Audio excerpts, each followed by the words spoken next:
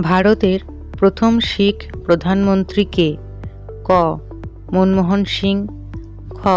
বিশ্বনাথ প্রতাপ, গ. চন্দ্রশেখর সিং, ঘ. কোনোটিই নয়।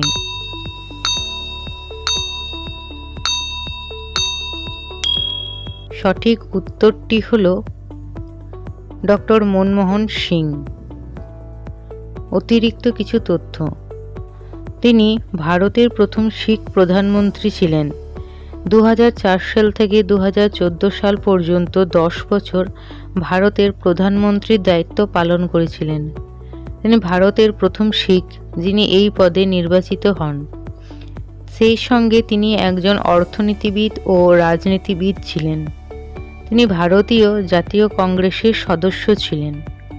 এই রকম আরও নিত্য নতুন ভিডিও পাওয়ার জন্য অবশ্যই চ্যানেলটি শেয়ার ও সাবস্ক্রাইব করে পাশে থাকুন। ফেসবুক থেকে দেখে থাকলে অবশ্যই চ্যানেলটি ফলো করে রাখুন। ধন্যবাদ।